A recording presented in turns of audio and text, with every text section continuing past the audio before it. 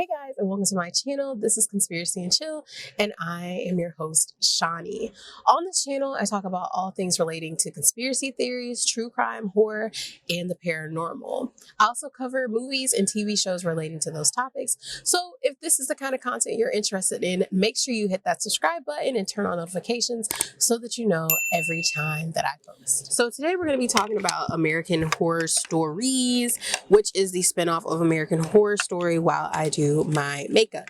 If you're not familiar with American Horror Story was an American horror series, anthology series that originally aired in 2011 on the FX channel. It takes place, each season has a different story that relates to something in the horror genre. The first season, Murder House, which comes into play with this current season, with the first two episodes of American Horror Stories, was the very first season, and it takes place in LA in a home coined as the Murder House. And the series honestly has been one of my favorites since the beginning. I started watching American Horror Story when one of my friends recommended it to me when I was in high school, and I have been hooked ever since. Now, I will say some of the seasons leave a lot to be desired, especially in the later seasons, but honestly, American Horror Story is one of those shows that I keep coming back. Like, no matter how upset I am with how certain seasons go, I always end up coming back because I just have hope for it, and I love horror and all things related to horror. So American Horror Stories is the spinoff, which just aired on this Thursday on Hulu, and I think it's on FX too. I watched it on Hulu. It released at midnight Thursday, and American Horror Stories is an anthology spinoff of the series, which the series is already an anthology series, but in the sense of each season is a different story. Now, some episodes are connected in the original series. I don't know why I'm talking to y'all like y'all don't know about American Horror Story. I just assume a lot of you guys watching this know about American Horror Story. But anyway, the spin-off American Horror Stories, I think it's gonna use stories that have already been kind of based in American Horror Story lore, but obviously they're going to include new characters and they're going to be standalone or whatever. So the first two episodes to come out, they released 2 episodes on Thursday, and that was Rubber Woman Part 1 and Rubber Woman Part 2. So if you've seen the first season of American Horror Story, aka Murder House, you know that it takes place when the Harmon family moves into the murder house after some drama's been going on in the family. You have the dad, Ben, and his wife Vivian and their teenage daughter Violet, and they were dealing with some family problems. Ben had cheated on his wife with one of his students. I think he was like a psychology professor, I don't really remember. And Vivian had just had like a very traumatic miscarriage, and so they decided it would be a great idea to move the family to a new home, and Ben was going to run his psychology practice out of the home or whatever. And the thing about Murder House is that the house is the scene of many grisly murders in LA, and it has hauntings and stuff like that. So that's backstory on that. The connection to Rubber Woman and Murder House is the rubber gimp suit.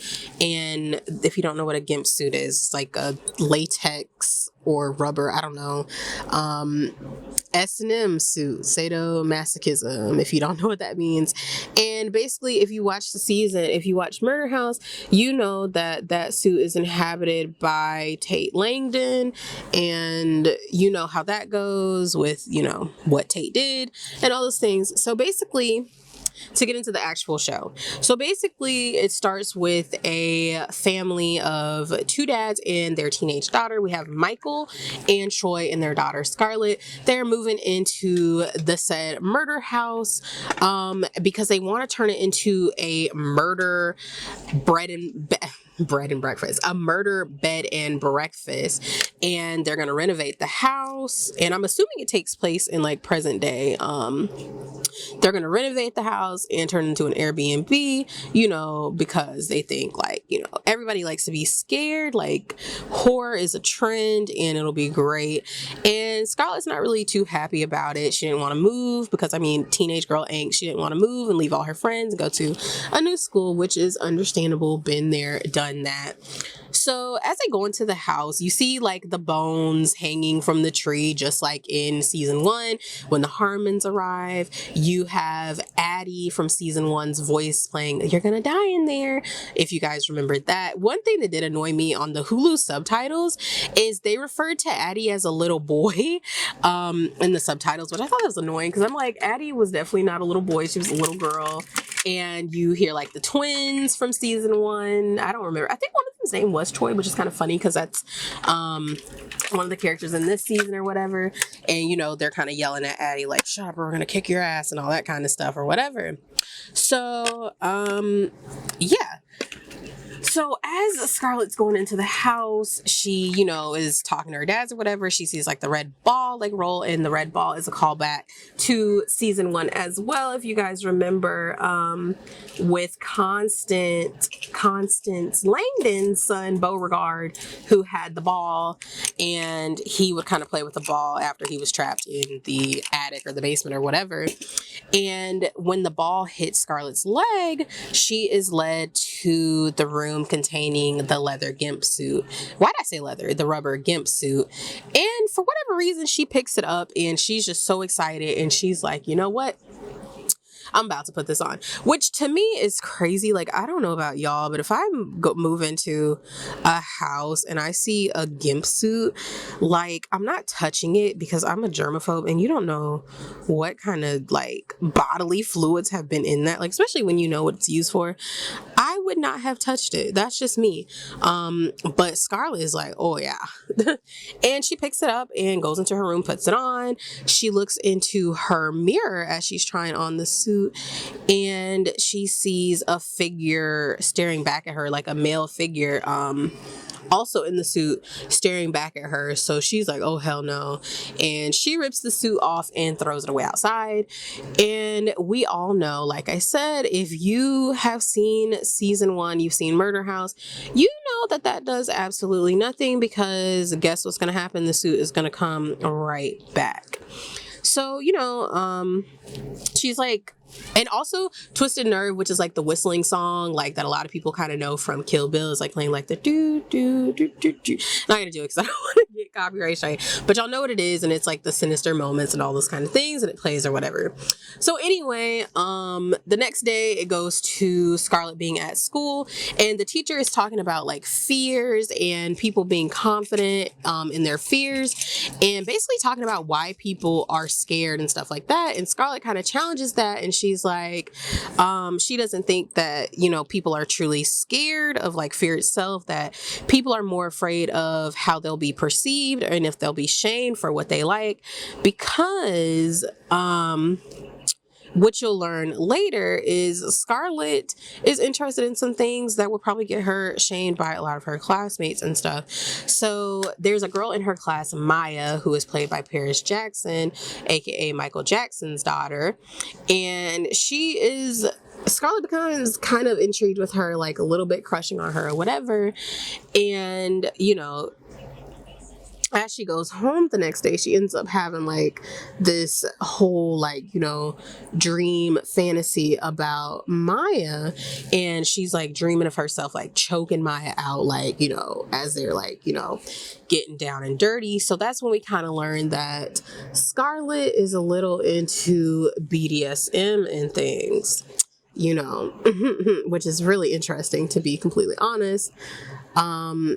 And it kind of makes you wonder if it's been something that she was already interested in, or if it was because of the gimp suit. But we later, soon after, we learned that her fathers found out about it, and they had talked to her previously, I'm assuming before they moved to the house, about her, you know, looking at porn related to BDSM and all that kind of stuff. And they have a talk with her, and they're like, this is not appropriate. Like, this is not good for you because it's going to really affect how you look at sex and relationships. And, it's disturbing and all these kind of things. And she obviously gets angry. Like, I'm not going to talk about this with my parents. And basically, like, I think it was Michael was like, do you fantasize yourself being the sadist or the masochist in this? And she's like, I'm not talking about that with you guys or whatever. And, they tell her, we need to talk about this. This is not okay. Like, we need to do something about this because you're creeping us out or whatever. So the family ends up talking to a therapist because, they're like, we don't know why our daughter is acting out. Like, we are concerned about her porn habits and stuff like that. And we really need to talk to somebody. So the therapist comes, and they end up revealing that when Scarlett was 3 years old, she was at the grocery store with Troy. I hope I'm calling the dads the right name. Troy is her dad with the blonde hair. And basically, as he put her into the car seat, some crazy lady like knocked him out, stole the car, and kidnapped her when she was 3 years old. And so she was gone for 10 days, and they end up, after she was missing for 10 days, she is found because the woman that kidnapped her ends up taking her to a pediatrician, and the pediatrician has no record of this child that this lady brought in. And that's when they find out that the lady had just recently lost her daughter after her husband murdered her child, and that she basically, was so traumatized that she thought that Scarlett was her child. So after Scarlett was, kidnapped or whatever, they thought she was normal. But once she started, becoming interested in like BDSM, like porn and stuff like that, they were wondering if she had been like sexually assaulted or anything like that when she was kidnapped.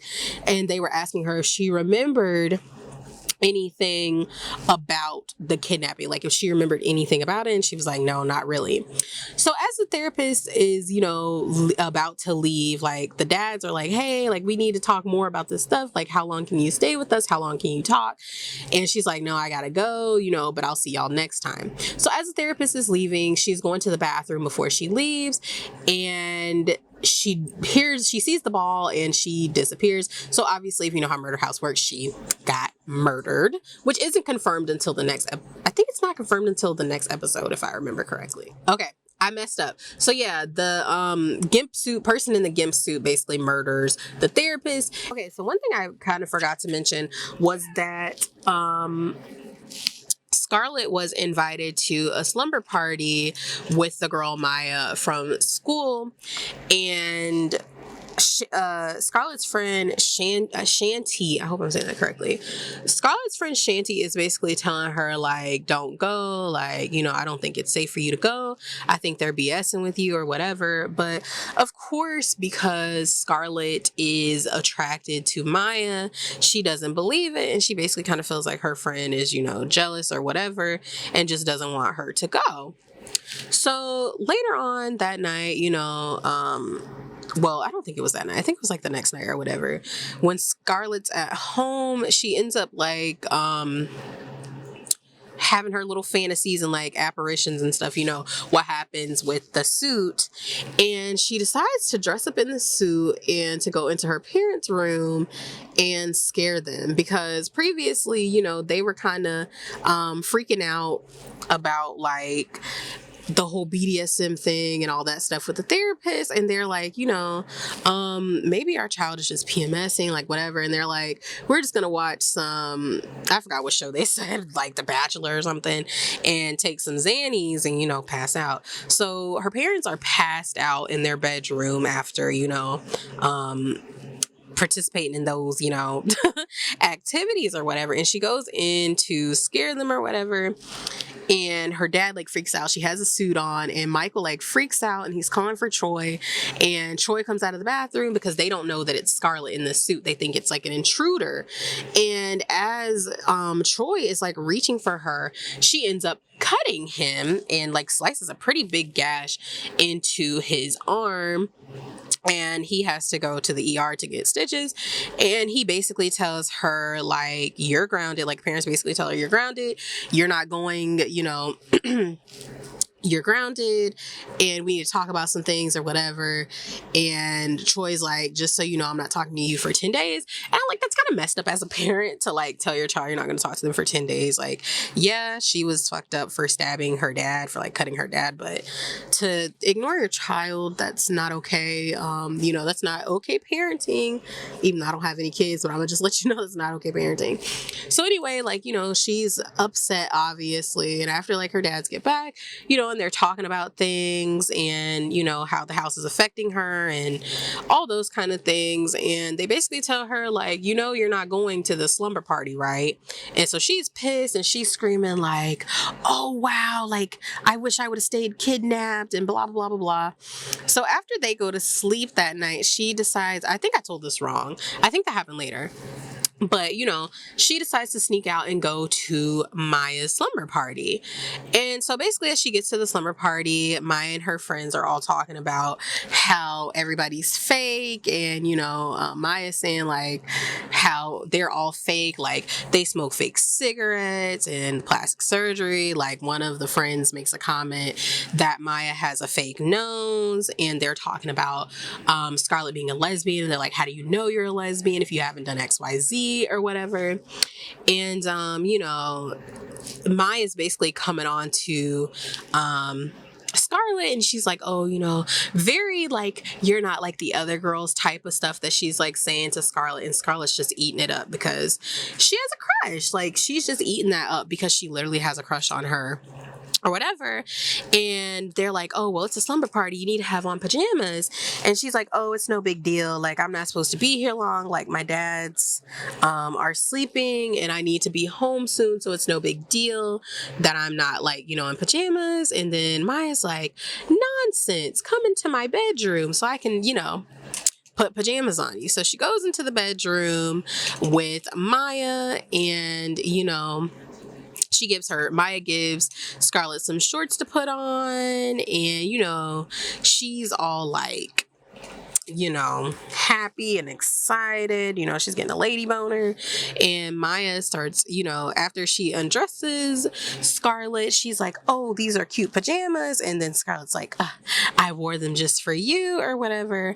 And Maya pretty much starts kissing all over Scarlett, and then Scarlett's like, wait, like, is this just you experimenting? Like, do you really feel this way? Like, are you like seriously a lesbian or a bi, or are you just doing this? And she was like, I don't know, like, it just is in the moment. And then Scarlett kind of admits that she's a virgin, so she doesn't really know how things go or whatever. And then Maya's like, well, me too. And so basically, they're acting like they're about to make out or whatever and do whatever. And that is when Scarlett gets a text from her friend Shanti saying, stop, don't do it. They're live streaming the whole thing. So basically, the whole time, Maya and her friends were just playing a prank on Scarlett. She's pretending to be, sexually attracted to Scarlett. And her and her friends were recording this whole ordeal. And Scarlett, like, freaks out and leaves. She sees the camera and the ring light set up in Maya's bathroom as they're kissing and everything. And, she runs out to leave, and she's talking to her friend Shanti. And, she basically just feels stupid, and she's like, how much of it did they see? And Shanti basically tells her, like, they're recording everything, like, everybody saw everything. So Scarlett runs home and she's in the bathtub. It's very reminiscent of Murder House with Violet, after her kind of coming to realization about everything, like kind of realizing the stuff with Tay and all that kind of stuff. And as she's in the tub, and we later realize in Murder House that is when Violet ends up committing suicide. So Scarlett sends a text to Maya, basically like, you guys need to get here right now. I'm going to kill myself. If you don't get here, I'm going to kill myself. And you guys are going to be the blame. So, of course, Maya and them are like, no, you wouldn't do that. Like, she's playing. She's like, I'm not kidding. Like, you guys better get here in the next couple minutes, or I'm gonna do what I said I was gonna do. So the girls, like, hesitantly go over to the house. They're like, she can't be serious, like she's just bluffing, like she's not gonna seriously do this, she's just messing with us or whatever. And the one girl is like, I'll be the decoy, like I'll stay in the car to be the getaway driver. And then Maya's like, nah, we're all going in, because what can she do to us if we're all in here? Like she can't do anything to four of us, like four of us against her or whatever. And of course they go in. Maya is donning the gimp suit and proceeds to kill each of the girls. Is very reminiscent of the night with Tate and the one girl. I can never remember that girl's name, but y'all remember the one girl in Murder House that was like bullying Violet, and then she came over to the house or whatever.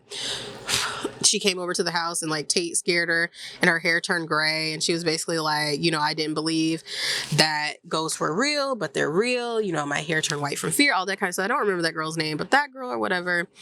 And Maya proceeds to murder each of the four girls in the home. Like I said, like we've seen that happen so many times in American Horror Story, so it wasn't that shocking. We've seen that a million times. So the next morning, Maya is doing work around the house. She is filling up some brick. Like we don't really know what exactly she's doing at the time, but her dad's come in and they're basically like, not you, you know, they're shook. They're like, look at our daughter like being a good child and doing things. And she's like, oh, you know, you guys always said that I needed to do more around the house, so I'm doing more around the house. I'm being a good teenager.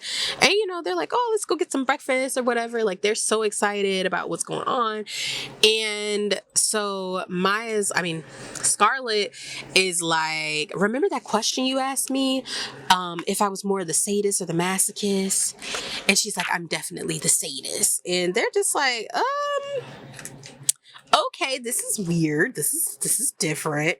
So then, you know, they leave or whatever. And soon the officers come because of the missing girls, and they're like, well, these four girls are missing, and of course if it's one girl it's easy to hide one girl, but four girls, like really, sis, like that's unbelievable, like that's not believable, why are they or whatever. And, you know, they don't really think anything of it at all. And I think that's like, yeah. Let me consult my notes. I don't remember.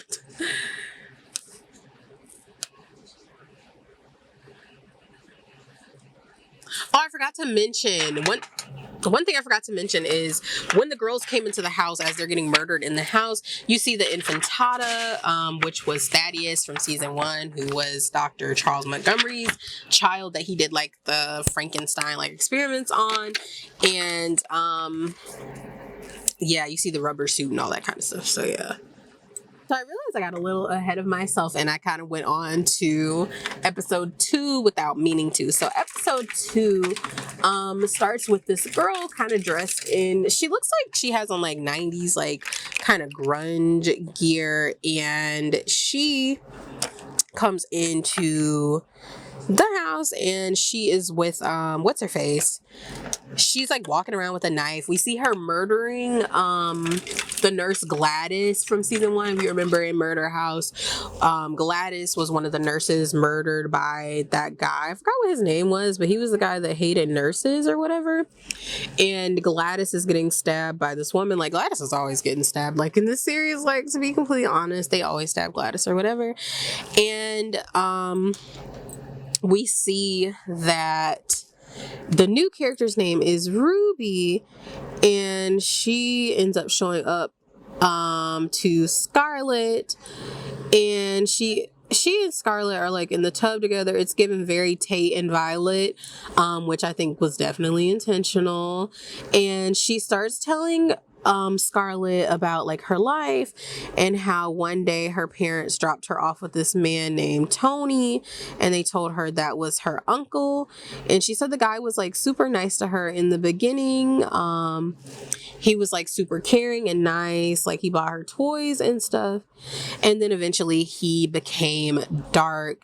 She said this man started to abuse her and, you know, torment her like with a cow prod. Like he just was really shitty.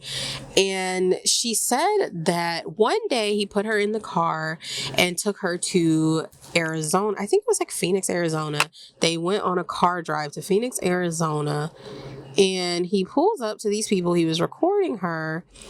And he pulls up to these people. And it turns out it's her biological mom and dad, and that they hadn't died. They had basically just sold her off to this man for a couple of years, so they were pretty sick. So she said after that, she wanted her family to suffer, so she went to murder house and committed suicide. In the murder house, thinking that that would bring like notoriety to her abuse. But she said that the realtor, she thought that they would find her body. She thought that they would find her body and that the realtor, would report it, and then like her parents and her abuser would get like busted, for her, abuse. But the realtor basically hid her body and buried it in the backyard. And you guys know how murder house happens. If you die in the house, you're stuck in the house forever. And she was angry because she didn't get justice. Basically, she didn't get justice because her parents were allowed to go free and the man were allowed to go free because the realtor didn't report it. So obviously the realtor is assumed to be Marcy. If you remember from the other seasons, Marcy was the realtor who was very adamant on selling the houses and basically did not ever want to mention any of the murders or any of the drama happening in the house. Like Marcy was basically just like out of sight, out of mind. So basically Ruby is pissed because she can't leave, and she and Scarlett developed this relationship, which was very random. Like, it was such a random thing, this relationship that they developed, honestly. It just made no sense. I'm sorry, I'm trying to open my lashes.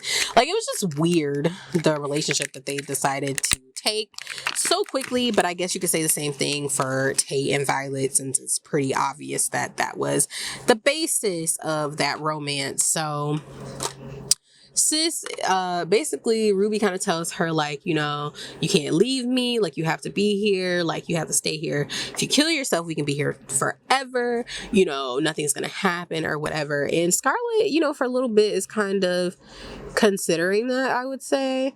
And then we have, like I said, the officers and stuff are starting to suspect, because they're like, okay, your daughter was the last one, seen around these girls, and now these girls are dead or missing. So what's up? Like, what's going on?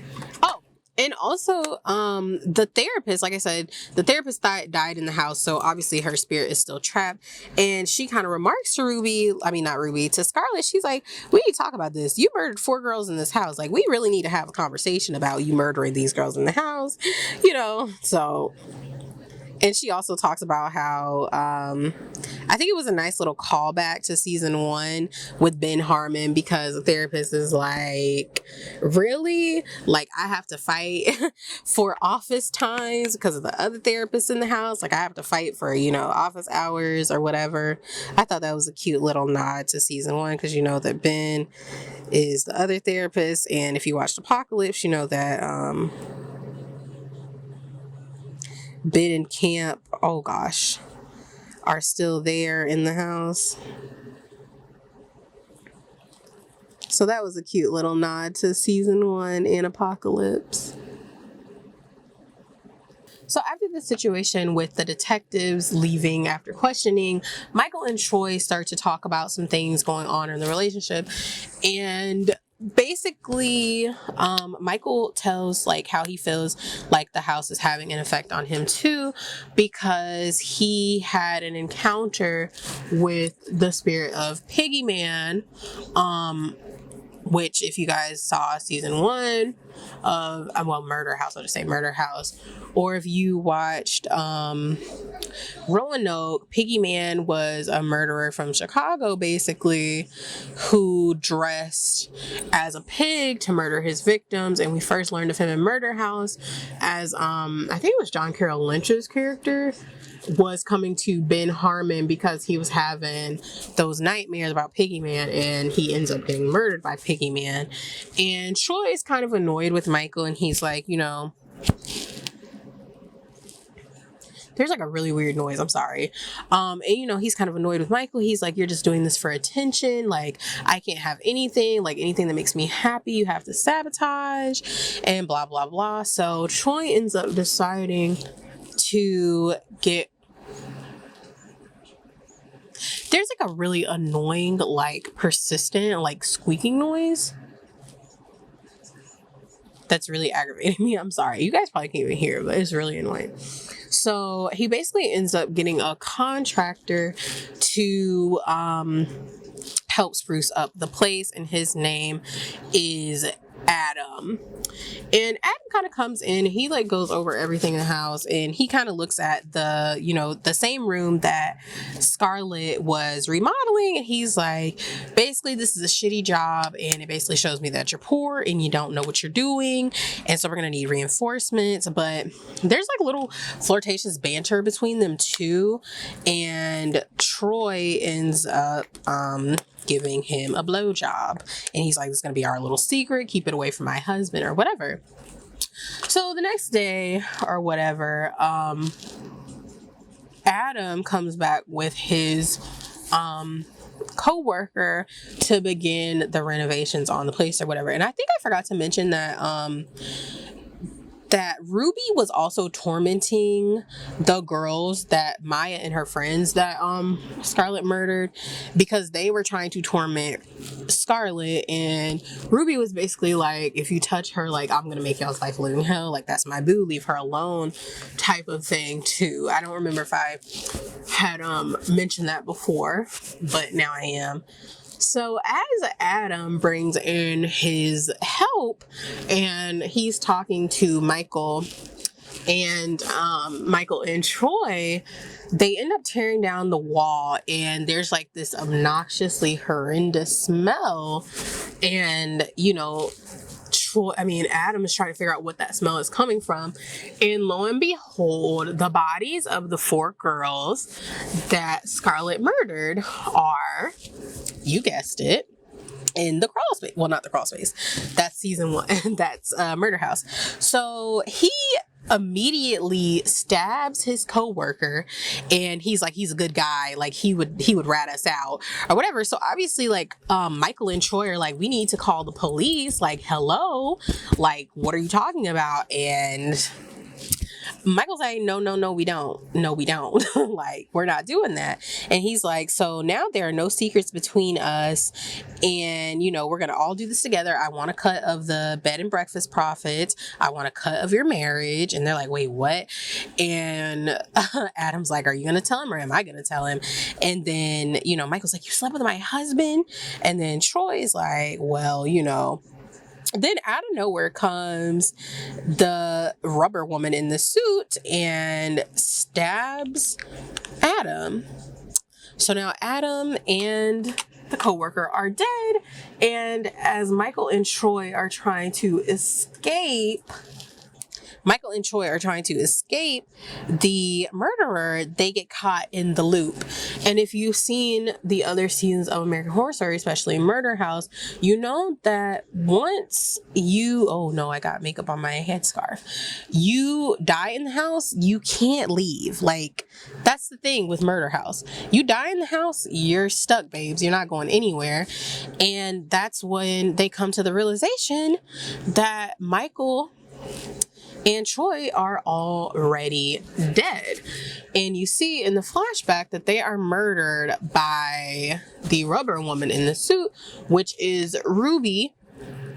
She murdered them in their bedroom, and they later learned from the therapist that they were so traumatized by the experience that they didn't realize they were dead for the longest time. So now everybody's stuck in the house, and Ruby kind of comes to Scarlett, and she's like, well, babe, I killed your dad, so you're stuck with me. Like, you don't have to leave. You're not gonna leave. Like, your parents are stuck here. Like, all you gotta do is die, and then you can be stuck here too. And Scarlett's like, girl, I didn't sign up for that. Like, I'm not here for that. So yeah. So later on, we see that it is Halloween, and as you guys know, the lore in American Horror Story, that the spirits in Murder House can only roam freely on Halloween. That is the only day of the year that they can roam around freely. And the girls that Scarlett murdered are basically after her, of course. Like, they want their revenge. They basically want to kill her. And they also, like, Scarlett is out with her friend Shanty, who was the one that let her know that the girls were, like, pulling a prank on her and everything in the beginning. And she's out with her for Halloween. And Maya and her friends basically go up to Shanty, and they're like, girl, like, you should have told, that we were murdered. Like, you guys are guilty. Like, you're guilty. This is a miscarriage of justice. Like, you're stopping justice from prevailing because you didn't tell them you knew, that Scarlett killed us. And they kind of want to kill Shanty too, because, the souls that are taken outside of the murder house, like, they just, go wherever. Like, they're not in the house. And Ruby comes up to protect Shanty, and she's like, stay away from her or whatever. And when Shanty and Scarlett are talking, Shanty's basically telling Scarlett, like, you have all the signs of a sociopath. Like, I looked them up, and your new friend, like, she's weird too. Like, I don't trust it. And, I don't know, you really changed and all this kind of stuff. And, Scarlett's just like, well, whatever. So they go to, like, this freak show thing or whatever, and the girls are still trying to kill Scarlett. Like, it's definitely a callback to season 1 with Tate and his murder victims and how they were trying to come for Violet and all those things. Like, if you guys remember that.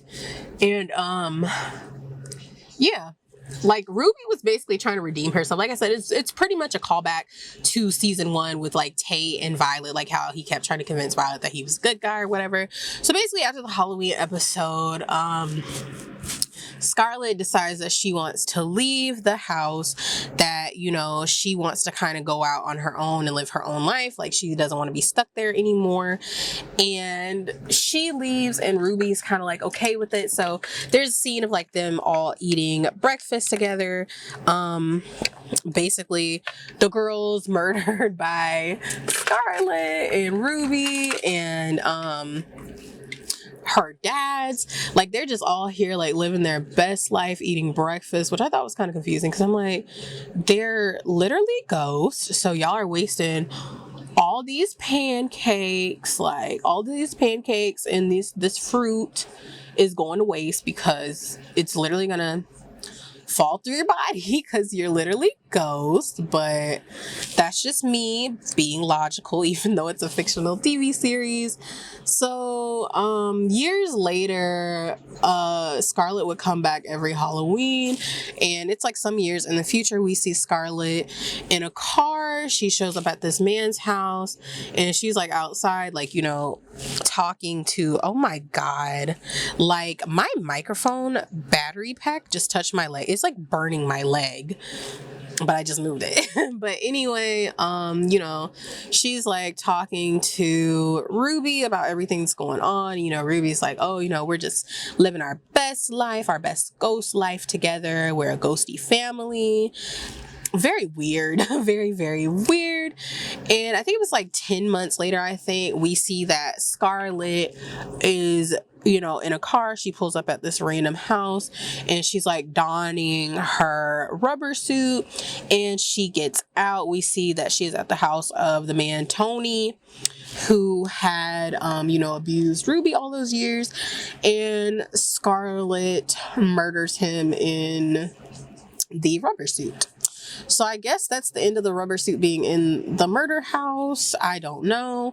Yeah. So that is the end of the episode. Like, everybody does, like, the new Halloween tradition of, eating together and spending time together, whatever. So that's how the episode ended. So these are going to be my thoughts aside from the show.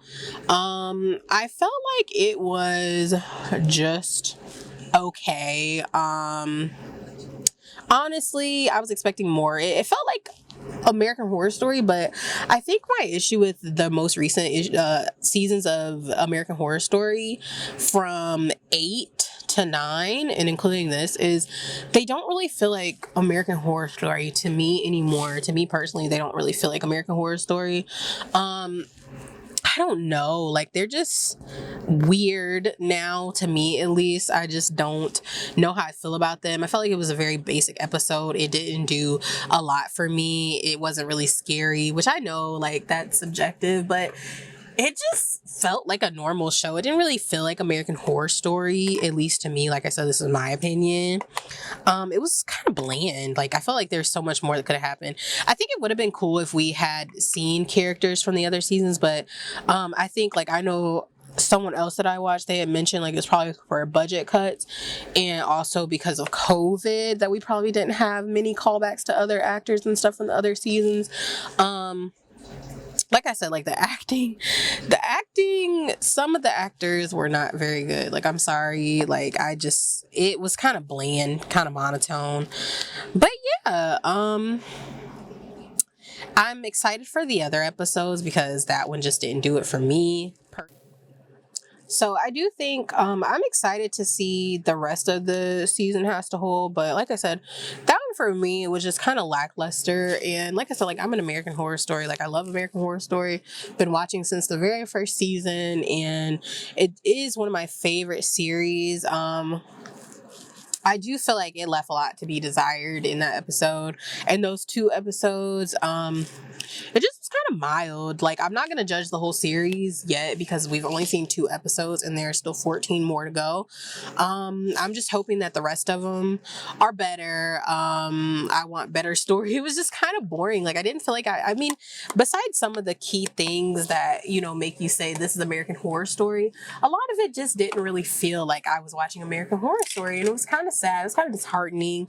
Some of the things just did not feel like I was watching American Horror Story. And like I said, I've been watching American Horror Story since the beginning, and I love it. It's one of my favorite series. It'll probably always be one of my favorite series, but it left a lot to be desired, and I hope that the people, the powers that be, like acknowledge that. Like obviously it's already written, it's already out, so there's probably not too much they can do, but I'm just hoping that it gets better going forward because like I said, I love American Horror Story. It's been one of my favorite series for a super long time, and I feel like they have the potential to do a lot of good things with it.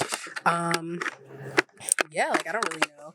I'm hoping to do these reviews every week. I don't know if I'll always be doing my makeup when I do them, but yeah, I like it. I'm just excited to see what else they do, to see the other stories and how things tie in. I'm also super duper excited for season 10 of American Horror Story.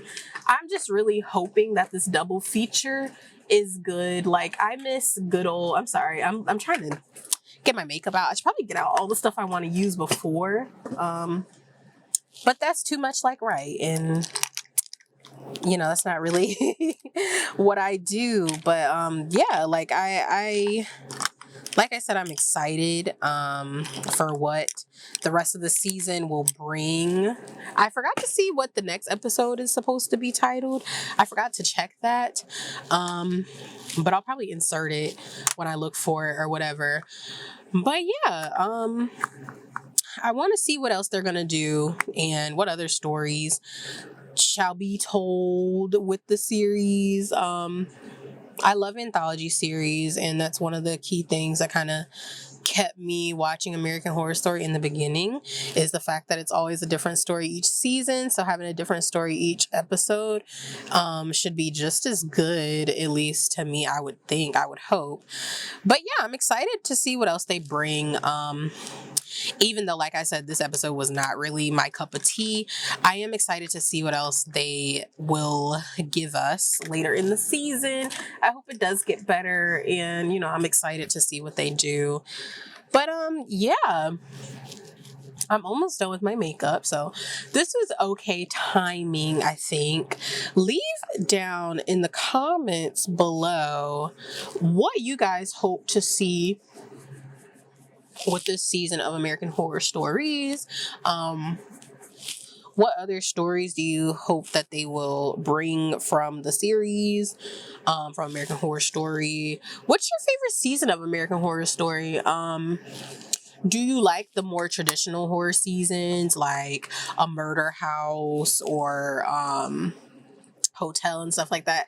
Or do you like the ones that are kind of open-ended, like I guess Cult, like Cult that takes place in present day? Like, I know so many people hate Cult, but Cult is one of my favorite seasons.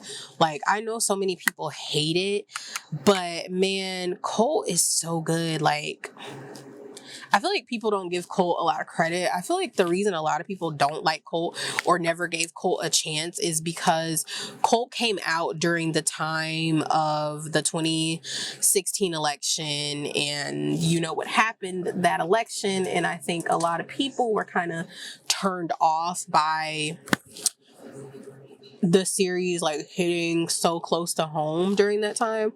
I feel like that's why a lot of people never gave Cult a chance. Like, personally, I feel like that's why a lot of people never gave Cult a chance. But to me, Cult is one of the better seasons, and I feel like Cult definitely, especially if you're like a traditional horror type of, I feel like, well, not traditional, that's not what I meant to say. Like, I personally feel like Cult is just the one season that I just feel like just did everything, well, most things right. Like I said, like, I know a lot of people don't like Cult, but I feel like Cult did a lot right, and that's why it's like my favorite season. Like, it's one of my favorites. Like,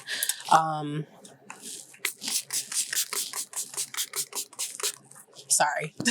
Like, Cult is definitely one of the better seasons. I feel like it felt like traditional American Horror Story in a sense of the way that they did kind of things in it. I'm sorry if you guys hear that, because people love, being loud on their loud motorcycles and trucks when I'm recording videos. But honestly, it was just one of those seasons where I think it was done well, and it kept my attention the whole time. Like, I feel like a lot of the more recent seasons would kind of lose my attention after a certain point, but Colt never really did that. Colt was good through and through, and having Evan Peters play like all those historical like figures was great. Like, Evan Peters, I love Evan Peters. Like, he doesn't get his flowers enough. Like, he really does not get his flowers enough, because that man, like, I'm not saying he carries the series, like, I'm not going to say that, but talking about somebody who understands the assignments, like, you can't talk about people that understand the assignment and not mention my man Evan Peters. Like, that man, he comes to do the job and he does it well, and he time and time again. So yes, I'm an Evan Peters fangirl. I love me some Evan Peters. That's my Aquarius brethren. But yeah, I don't know what else I have to run my mouth about. Like I said, I hope to do these videos.